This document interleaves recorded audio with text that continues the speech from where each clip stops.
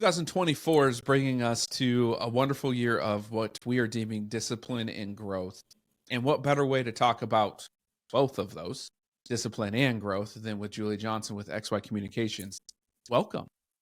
Hey, Stoy, so great to be here. It's so much fun to get to spend this time with you. Thank you. Yes. And like I said, it's a new year, right? New year, new us. We always Yeah. talk about that. And if you're listening to this and it's like 2025 or 2026, it still applies. I promise you. But as of 2024, we really want to get to who you are, what you're about. And I believe this conversation will hit people in a different way than they're probably used to. Some it'll be off-putting, others will be enlightening, and a lot of other ones will just be like, yeah, that tracks. That tracks. So without further ado, why don't you talk to us about your background, what you do, how you got to where you're at, etc. Awesome. And yeah, I will reiterate and reaffirm, lean into the discomfort, right? Because that means that we're touching on something that maybe means we're improving or growing or changing in a positive way. So Stoy and I will do everything we can to make you feel super safe, and what we're going to go for it. Very excited. So I started in the industry in 1996. I was one of two female advisors at a 150 advisor office at Smith Barney here in Denver. Smith Barney is now obviously Morgan Stanley. Um, the wirehouse space was, and from what I understand, is still challenging, right? It's the old dogs, whether you're male or female, it doesn't matter. It's still, and I don't mean to be beating up on anything, but I was a very successful advisor. I was a sole female partner on a team who managed $1 billion in assets under management. And on a daily basis, Story, and you and I dug into this pretty deeply. On a regular basis, I was made to feel, Julie, this is business. It's not personal. You're taking too much time and you're quote unquote wasting time, chit chatting with clients, and you need to be moving on. You need to be more productive. So, obviously that equates to more sales, products, stuff that today in the behavioral space, the relationship space, we know, and as women and younger people become more our predominant investor, um, they rely far more heavily on the relationship space. So anyway, my point in bringing all of that up, and I was a CFP and a SEMA, and so I've got massive imposter syndrome issues, youngest of 5 kids. Anyway, I'm getting off track. Um, so I'm always one that goes crazy in any kind of learning certification licenses, um, because I feel that that's the only way that I'm going to look good enough to my peers. And in a lot of advisors today, I see them getting every certification, every license under the sun. And what I hope we jump into today, and I think we're going to jump into today's story, is the fact that they want to know you. They want to know who you are. Yes, they need to know that you're licensed and credentialed and, have all of the training that you need, but that's table stakes. What sets you apart, as we both know, is how you relate to your clients, how you make them feel. Do you make them feel safe? Do you make them feel secure, not judged? All of those things, and not just them, but also their families. And that is a skill that I think we're going to spend the majority of the time on today. I got out of the business in 2011 because unfortunately I got very sick. Spent a couple years on disability and am back, thank goodness. A lot of people are like, well, Julie, why did you leave? And I left because I was sick. And then when I came back in, I got to work with Brene Brown for a little while, and just went and got a bunch of training and certifications and all of this other stuff in behavioral finance and the psychology of relationship building and how to communicate among different generations, in the most effective ways and how to communicate between genders in the most effective ways. Um, and just empowering all of the above. So I that love it. was a And bit that's all over the place, but as is your career, it's fine. yes. But let's start with and if anyone hasn't caught on, what we're going to be talking about is both your mindset and communication, really, ultimately, between genders and generations, and how all of those things that couple into that with money. But I want to jump into something that I didn't think about until you brought it up, of this imposter syndrome, whatever you want to call it. But in our industry, we love to have the alphabet soup behind our names, right? Um, do you believe, with all the ones that you have, that it was worth it? Not for your education, because I know we learn, but do you actually think it was worth it putting that in front of a client? So I would say that's evolving as, say, in my studies, that's evolving as the client gets younger. They, again, of course, they want the credentials, they want the licenses, but again, what they care about more than anything else is that they can relate to you and that they trust you, and they have that emotional engagement. So whether you've got a, a CFP, a SEMA, everything else, or you've got your, Series 7, your Series 65, what have you, statistics show that when people, specifically people under the age of 60, are looking at you either on your website, on your LinkedIn, that's not necessarily going to be a make or break to them contacting you. Um, Previously, baby boomer age, 65 and older, was absolutely a make or break. People wanted to see those credentials. So that's changing. Where I do feel, though, Stoy, for some of us, and myself included, the reason why I did it is it helped my confidence. I used to be a complete and total control freak. That went out the window. Um, so now I'm just as prepared as I possibly can be for every conversation. And that comes into play in just a confidence and me being able to exhibit my authentic, confident voice. And so that was sort of it's evolving, right? Everything changes. The way advisors and financial professionals get to run their practices today has totally evolved, right? Which is Yeah, cool. I mean, you're living that every day, and you get to figure it out, what's best for you, what's best for your family, what's best for your clients, what's best for your team. And there's no right, well, there are far less right or wrong situations anymore, right? yeah, It's okay, what's best for me and what's best for my clients, what's best for the people that are in my world that this affects. And you get to figure it out as long as you're, fulfilling the rules of compliance.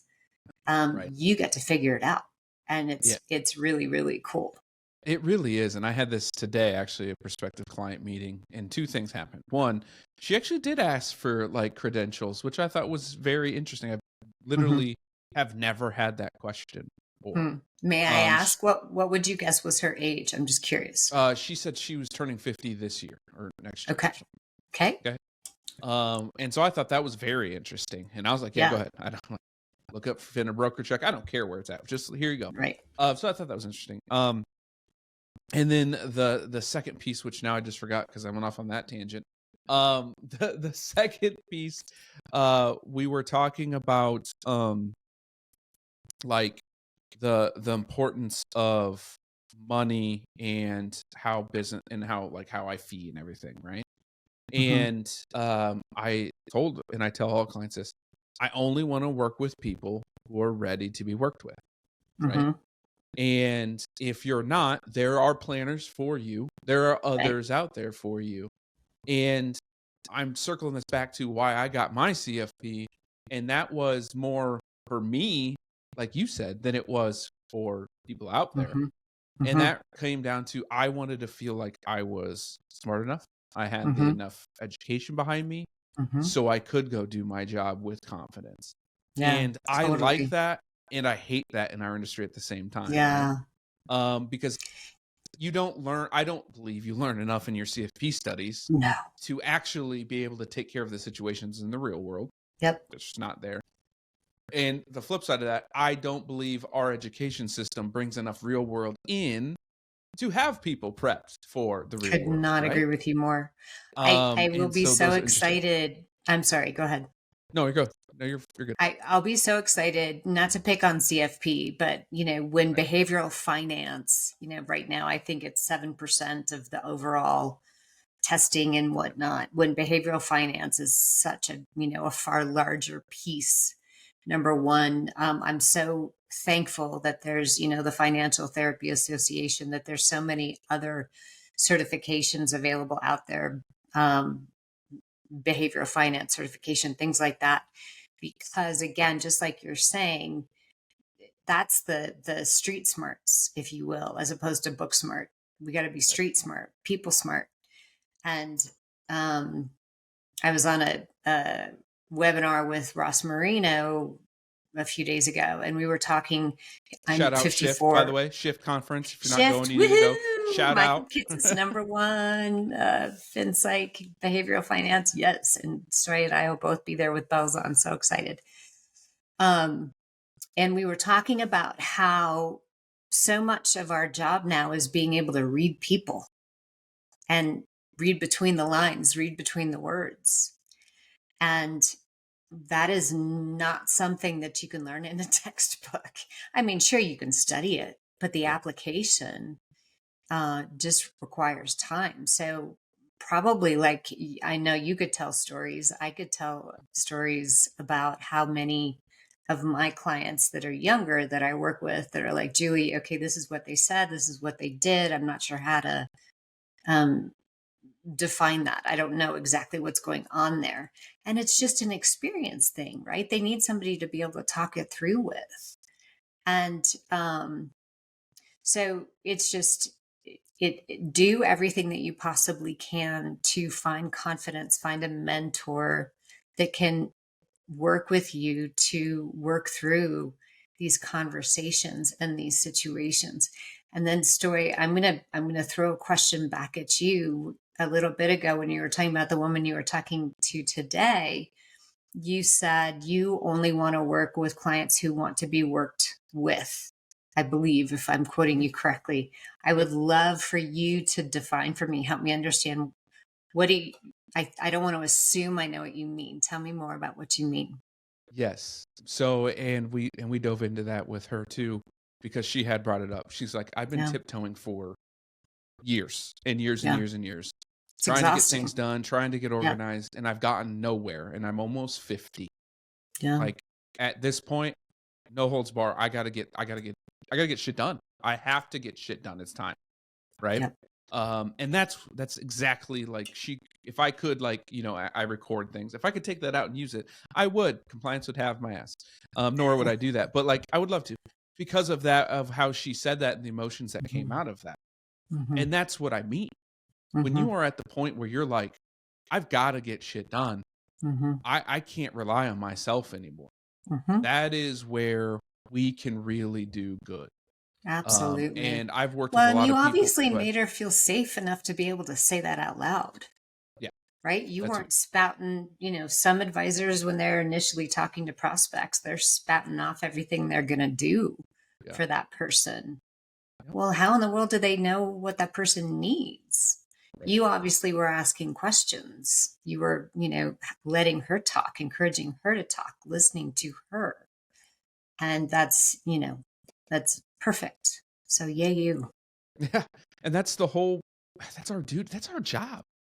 You had talked Absolutely. about well behavior finance, and I've had Ashley Kwame on here multiple Hmm. times, but also She's you had the brought up best. this. Yeah, she's amazing. How the CFP has, I think it's 7% is behavioral finance. Yeah. And I was just on another podcast with Misty Lynch, and we were Mhm. also talking about this, that at this point, our society your mental health, emotions, etc., and your finances are intertwined. There's Yeah. no way to separate them. There's Yep. no way to have one without the other anymore. Now, Mhm. there's some people in the world that are lucky enough to have that. Don't get me wrong, but at least majority of us, it's all Mhm. intertwined. And that's And statistically proven, Story. That's just not you making, that's not right, just spitting, your yeah. world. It's statistically proven. Yet the CFP has 7%, right? Shouldn't that be like Exactly. 50? Yet Should. we see these major firms only doing advertisements around investments and Roth Yep. IRAs and mutual funds and that vomit all Yeah. out those things when ultimately it comes down to the person, right? One of my favorite slides, one of my favorite statistics, and I'm a statistics junkie, as you know, is a study that was done by Vanguard. They updated it, I believe, in 2022, and it breaks trust into three parts. So the trust between the advisor and their client, and how much the financial advisor does in three different categories to build trust. And I'm going to misquote it a little bit, but it basically was etiquette was one, knowing your stuff, right, was another, and then emotional engagement was a third. And emotional engagement made up 54% of that pie. So it was more, out of three different factors, it was more than half of that total pie. And I mean, that's just growing and changing. So it's that emotional engagement, helping people feel safe. And for me, it's whether you're an advisor, a financial professional, someone on a financial team, or working with clients. It's us communicating with each other, and it's us communicating with clients and prospects. We got to figure out how to make people feel safe. Yeah. And you can't do that without figuring yourself out first, your own authentic, 100%. confident voice. 100%. You have to know Yes. who the hell you are to help Yeah, others. But exactly. you could also be working on yourself too. Of course. You don't have to be 100%. None of us ever will. Well, But as and long we as you're all working on it, change a lot. we all Yeah. change and we adapt. That's why I say it all the time. Clients want to know the answer to two questions. Am I good? And do you have my back? That's it. 100%. That's all they want to know. And when right? you say, am I good, you mean, am I safe? Right. Yep. Am I Yeah. safe? And And do you have my back? am I 100%. safe? Am I can I survive? Like all of those Yeah, things. And then do you have my back when shit hits the fan? Are you going to figure it out? absolutely. Are you going to protect me? That's it. Yep.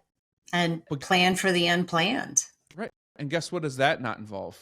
We didn't say anything about money, dollars, No. accounts, account Investments, asset types, invest. allocation, None of that. ETFs, mutual funds. No, they don't give a shit about that. They No. really don't. Yeah. Even the ones that say they do, and they always spit out, their advisor got them this and they're in this. No one really, really cares about that That's because exactly it's right. about the end goal, the end result. And the end result answer is, am I good? Are you good? Well, and we need to remember and include, especially, for dependent upon the age of the prospects or clients that we're talking to, we want to always be thinking through, okay, how does this affect their family, right? Not just them, but their significant other, their family. It's a bigger picture, right? So it's our job to think more broadly. And I think some advisors make the mistake. It's a habit. It happens a lot, but some advisors, I think, make the mistake of only working with one primary person, as opposed to including, again, the significant other and even the kids. I'm a big believer. Bring in the kids early and often, get them so they know you, they trust you, they can call you when they have, they want to know, okay, do I invest money in a 529? Do I invest money in a house? Do I invest money in my retirement? Right? Everyone's like, oh, they've got Google. No, yes, they do. But they want, and again, statistics show more and more than 60% of people under the age of 40 want an individual trained person that they can ask specific questions to. That means us. That means financial professionals. So we need to learn how to make them feel safe and be there to answer their questions. It truly is our duty to Yeah. do so, specifically in a Yeah. family unit, right? Obviously, Black Mammoth is a modern family office. I believe we all have a touch of family office now, and I think Yeah. the We shift of our should. entire society is, or society industry is moving towards a family office type feel, Totally agree. because you, in order to be the emotional and understand everything, you now know everything, and all of that is intertwined. So if it's intertwined, Yeah. you're kind of doing it anyway. Mhm. So to have these conversations with just the parents, or worse, I've seen it with just one spouse, not the other, Yeah. It's a and not the mistake. children, and not involved in that family unit, you're not doing what is in the best interest for your client. Totally Because agree. what's in the best interest of your client is to involve their entire entity, whatever it looks like, Yep. because that is going to change emotionally the Absolutely. behaviors, the outcomes, you know it. And so Yes. if you're not getting that client, if you're not getting that from your planner, let's find you a new one.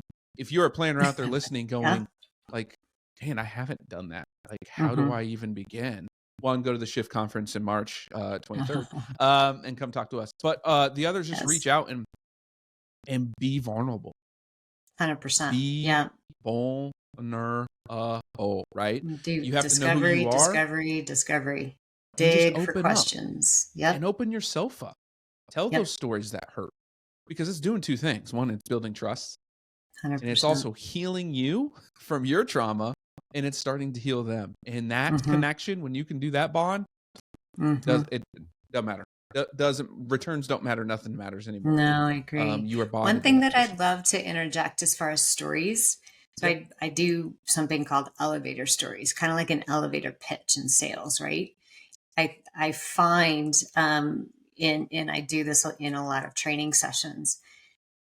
When you're creating stories that will help impact and build trust between you and your clients, or you and your prospects, a couple ideas that, in my humble opinion, are important to keep in mind is you want to keep them short. You only want to be talking for maybe 90 seconds max. You don't want to go on and on and on, because remember, the time's not about you, it's about them. So there's this sort of balancing act going on between you being vulnerable and showing your real self. But then you always want to make sure, and then you always want to make sure that you bring it back to your client or prospect and say, did that resonate with you? Or, did that help kind of give you a sense of what I'm trying to talk about here? And I just, I wanted to be vulnerable with you, so you know that you're safe in sharing with me. So just Absolutely. making sure that we don't focus on ourselves too much. We bring it back to the client and engage them directly in the conversation. It's the art of the conversation, an art of relationship, which filters into the art of financial planning. Like, it's an art. Yep. It's really a balance. Like, it's a Yeah. dance, if you will. And you have to be ready to do so. And sometimes you Yes. lead, sometimes you follow, right? Ultimately. Absolutely So true. now that we've harped on that and gone down our rabbit Mhm. holes that we love to do, you did mention a couple of times, and we had talked about different generations, right? Um, Mhm. what have you seen in both your studies and in practice that is going on right now in our society when it comes to intergenerational communication? Yeah. So from the perspective, so I could go on, and I think for your audience, but you tell me, I can look at it from the perspective of advisors working with clients, and there's also a different perspective of older advisors and younger advisors. Do you want me to touch on both or focus on one? Let's go with the older advisor and younger advisor. I believe that's Great. more conducive to that. Awesome. Perfect. Yeah. Okay. I have lots of those and have studied lots of Yeah. those. So, a couple interesting observations, and something that is really, really important, regardless of what perspective you're coming from, older or younger. Neither perspective, when they are different, is right or wrong. They are different. And we have to remember that. Whether we necessarily agree with that, we have to go into the conversation. We don't have to. I would recommend that we go into the conversation keeping that in mind, that other person's perspective is not wrong. It is just different. The best thing that you can do when you're working with, let's just say you're the younger advisor and you're working with an older advisor. And again, I'm going to speak statistics. Everyone is a human. Everyone is different. We need to get to know each person as an individual. But I'm going to go based on statistics.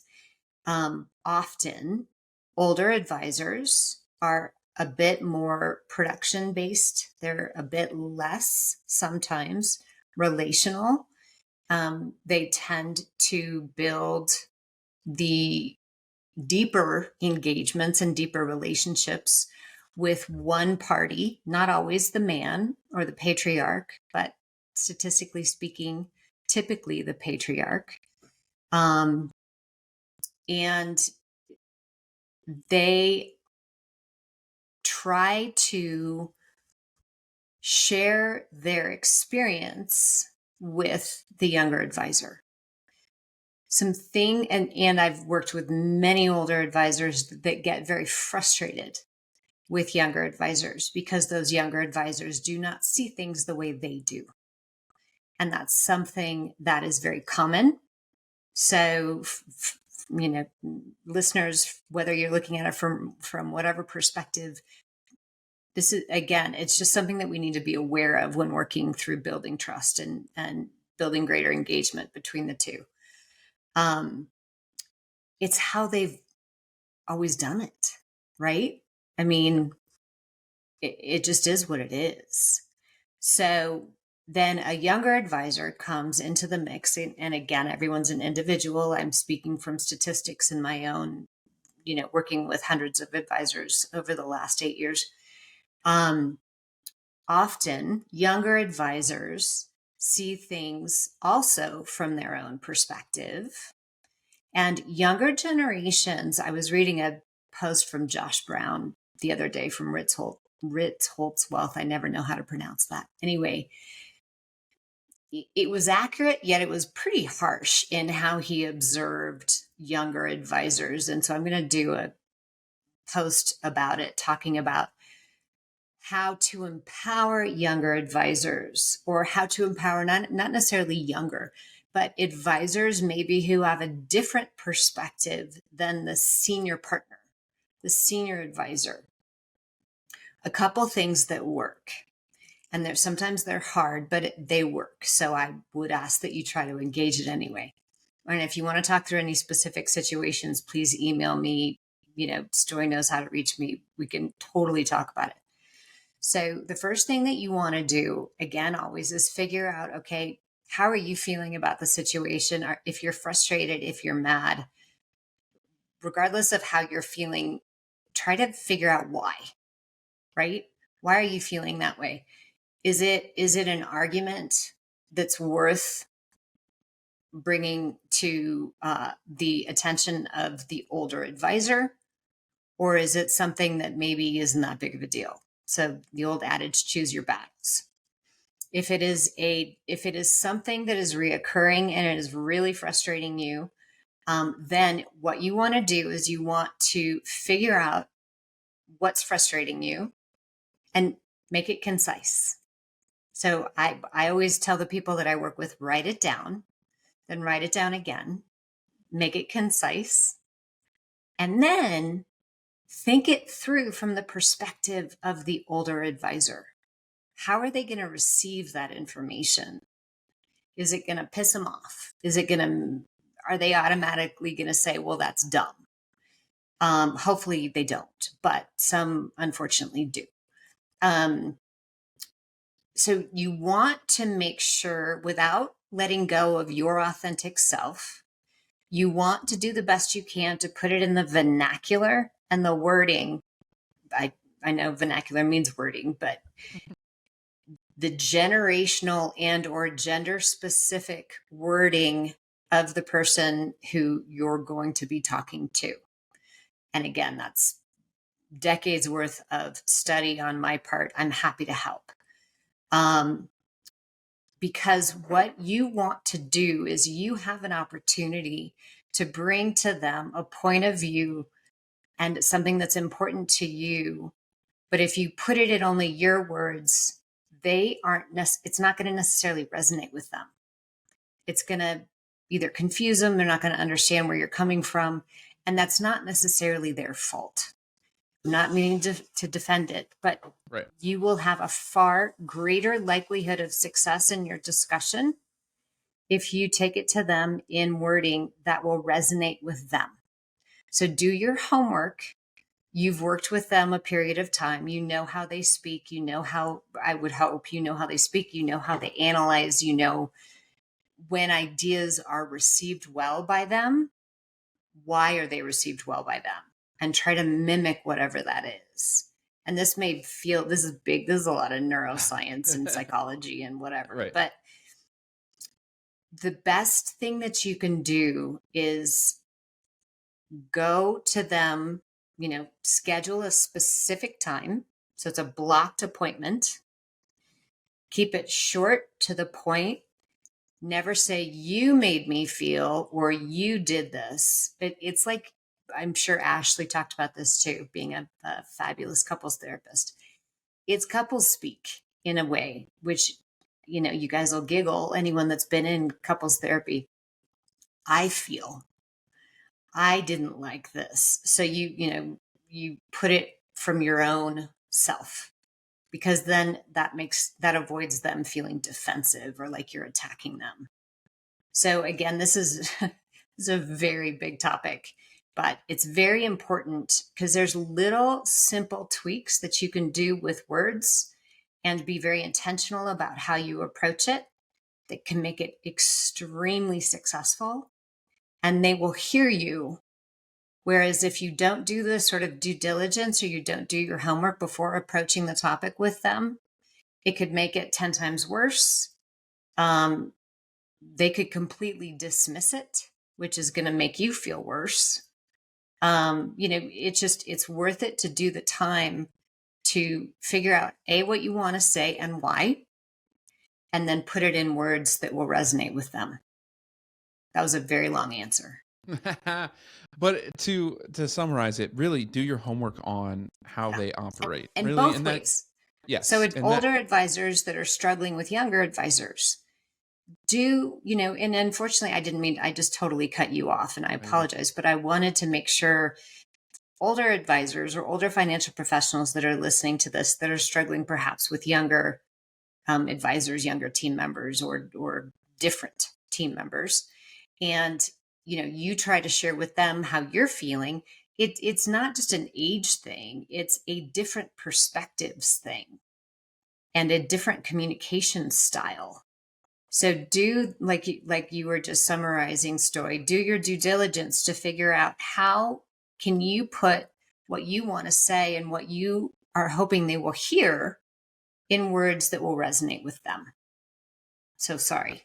Thanks. No, absolutely. And just it's a very simple thing to do, but it's very hard to do, right? Especially when it's emotionally charged. Correct. And a lot of the times it is. Absolutely. Right. There's so much ego in our industry. Yeah. So much ego tough. For no reason. I know. Because if we will it down to what our duty is, and that's to take care of people and their wealth, then where's the ego, right? The ego comes from because our industry is driven by money, and has been since the beginning, and that's the issue. But that's the biggest change, I believe, too, is it's less about the money and more about the people. And in doing so, you're helping more people and doing it the right way. You're also still making money, which is how it should be, right? Yes, it's a win-win for everyone. I love the conversation, and I've talked to a couple older advisors, used to be on a team with a couple, and it was always, returns, and like you had said earlier about short and sweet with clients, like we don't have time for all of that. And yeah, that had its place, although I still and never agree with it. It had its place, but that's over changing now. It's 100%. Not about that. And if anybody is working with an older advisor and they just don't see this perspective that Stoy and I are talking about, I have so many studies and statistics from Wharton, Vanguard. I mean, just from so many different sources that prove what we're saying is accurate. So if you're, having a hard time getting the powers that be to hear you when you're saying, "Hey, I want to change our messaging, and here's why," um, let us know, and we'll hook you up. In those studies and research, are you seeing, because from an experience standpoint, because I don't have all the data in front of me ever, I'm not as big of a nerd as you. That that being said, are you seeing it that also older clients are starting to change their way of thinking towards, I'm not even gonna say younger generation, just the open, more emotional topics driven that way as opposed to like returns? Is that So yes seeing that? and no. Yes Okay. and no. So older, like over 70. And again, it's not 100% Right. rule, Everyone. right? So we got to make sure we know these people as individuals, never assume. But as something that I can tell you with pretty deep statistical proof behind to back me up is, and this, we've talked about this, by 2030, over 70% of assets under management are going to be held by women of all ages. So older, younger, everything in between, and people under the age of 55. So women do tend to care less, not I could care less, but they care less about, okay, if we're in a 100% equity portfolio, it beat the S&P by 50 basis points, or whatever. That doesn't resonate with them. What does is exactly what you said earlier. Am I safe? And do you have my back? And do you have the back of my family? That is what they care about. Women, regardless of age, and people, especially under the age of 60. And then a little bit less so, men over a certain age. But so just do your due diligence. A lot of times you can figure out where their mindset is during your discovery, right? You ask, and anybody who does not have discovery questions beyond that of a financial plan, please reach out to us, because man, there are some fabulous lists. I have one, Brendan Fraser has one, Story, I'm sure you have a bunch. I mean, there are so many fabulous questions and lists of questions out there that help us to really get into the deeper, more authentic vulnerability with clients and prospects. And it's super, super important. So my point is through doing that ongoing discovery, you can learn what they are wanting from us, and therefore how vulnerable to be, how quickly.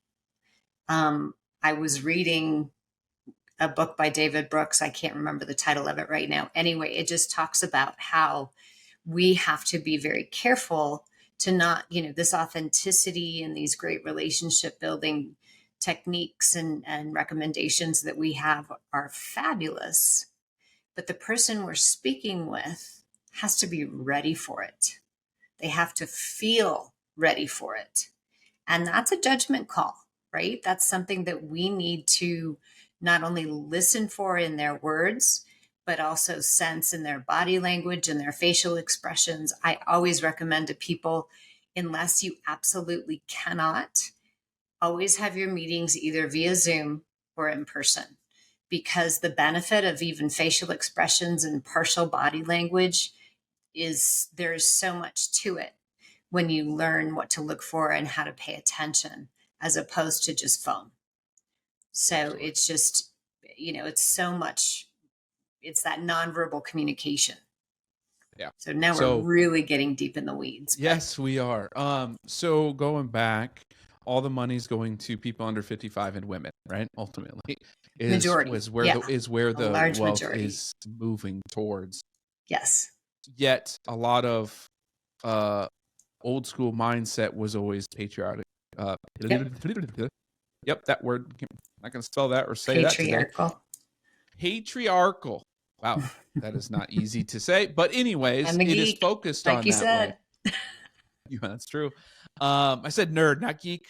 Oh, There's no same difference. difference. So where and what can we do both from like as a planner, right? But also as a society to one, understand that's what's about to happen or is technically currently happening and improve it and improve that relationship between women, those under 55, and our industry. Absolutely. So if you are a financial professional, which many are, and either you or your senior FA or your team, whoever, are just sort of out of habit and out of practice, focusing on, say, the patriarch, then the way I recommend advisors evolve beyond that is to talk to the primary person that you typically talk to, either again, Zoom, phone, or Zoom or in person. Would be first choice, phone last choice, and say, okay, we want to make sure that we are starting to increase our relationship, due respect, Joe, beyond just you and me working together. It's really important to me that I'm building a better, deeper relationship with your significant other. And I also really want to get to know your family. And the reason why is because as a financial professional, I can do a much better job for all of you if I know you. And more importantly, it's really important to me that your significant other and your family know me, so that when they have questions, when they are thinking about something and aren't sure where to go, they don't feel awkward or uncomfortable picking up the phone and reaching out to me or shooting me an email. I want to make that reciprocal communication and that relationship happen. So the way I sort of script it for the advisors I work with is what I would like to do, Mr. or Mrs. Client, is schedule a time, if it's the traditional sort of patriarch and getting to know the spouse, I would like to schedule some time to talk with both of you. And again, definitely try to do it Zoom or in person. And just again, purely because I just want to get to know her.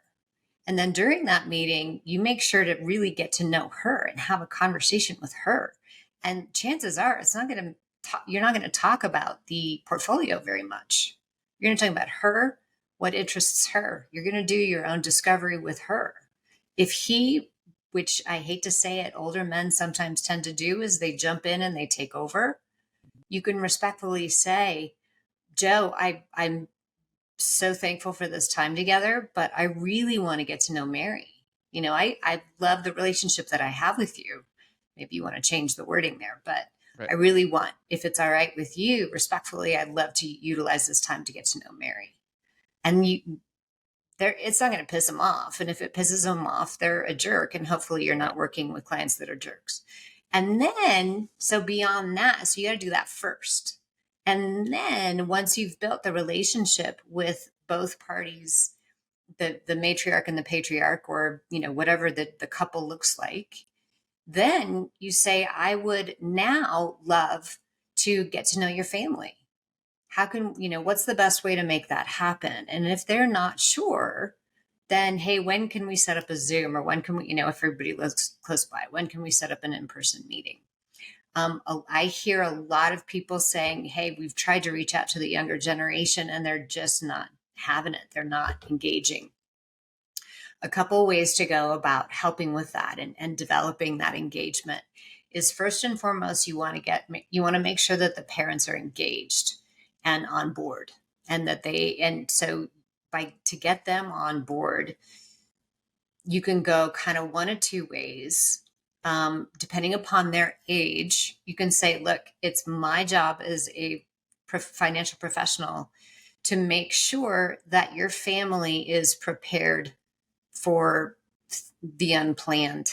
God forbid You could tell a story of maybe, you lost a client at a young age, or a client was disabled, or, and the relationship with the family had not been as established as you would have liked.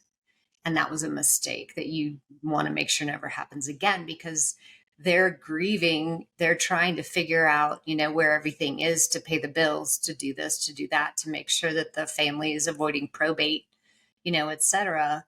So you want to make sure that that never happens. You want to make sure that everybody knows where everything is, number one. Number two, you want to make sure that they know who you are, so that, God forbid, when that happens, they can call you.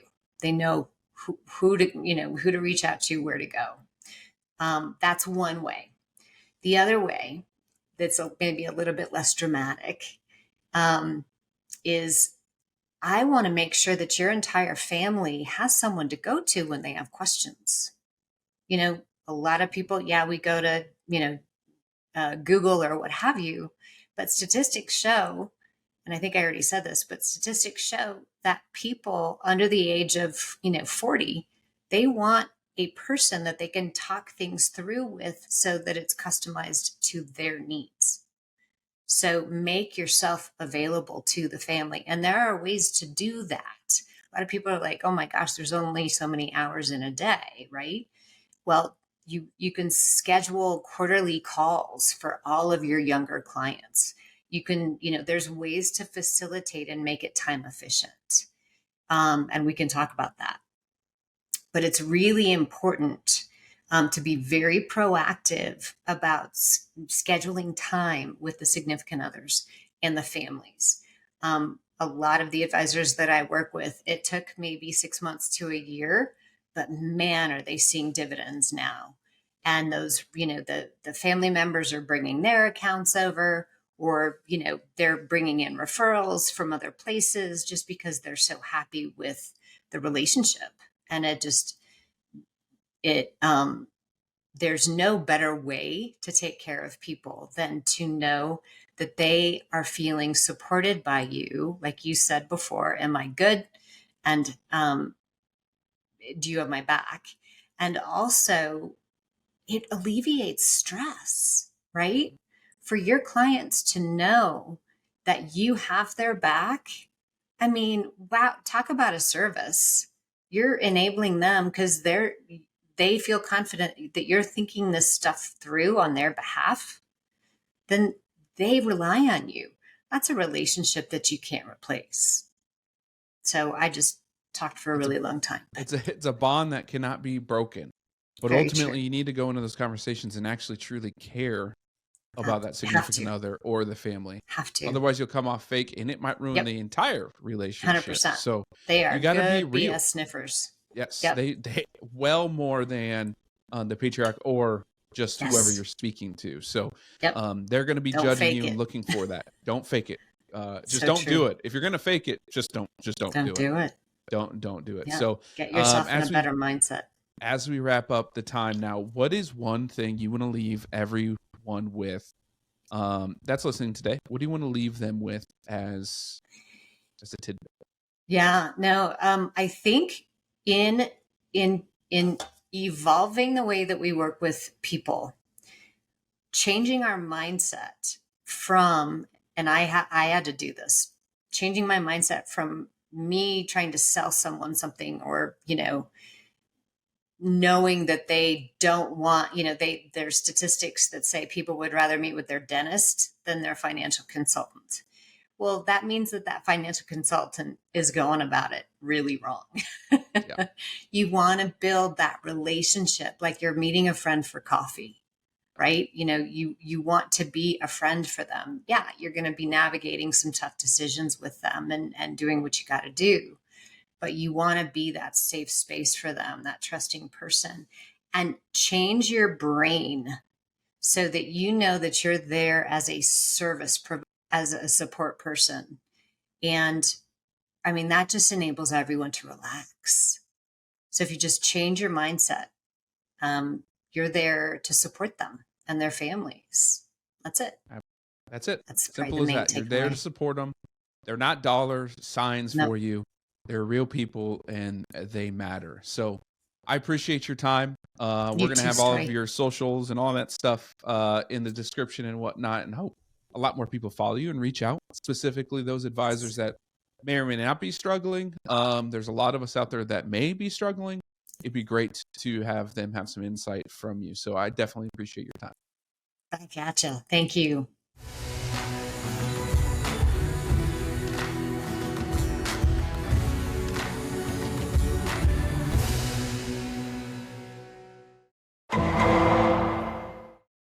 The preceding program was sponsored by Black Mammoth. Any awards, rankings, or recognition by unaffiliated third parties or publications are in no way indicative of the advisor's future performance or any individual client's investment success.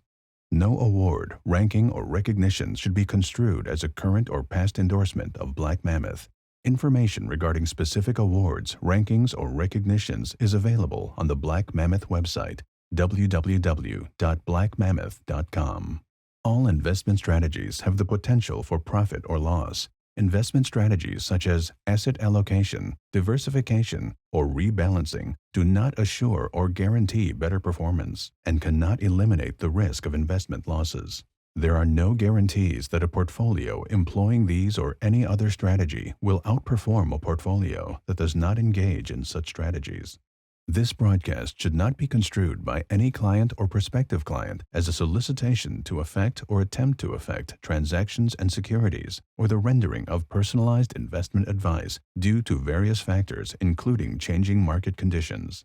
The information discussed in this broadcast may no longer be reflective of current positions or recommendations. While information presented is believed to be factual and up-to-date, Black Mammoth do not guarantee its accuracy, and it should not be regarded as a complete analysis of the subjects discussed. The tax and estate planning information discussed is general in nature and is provided for informational purposes only, and should not be construed as legal or tax advice. Listeners should consult an attorney or tax professional regarding their specific legal or tax situation. Past performance is not indicative of future results.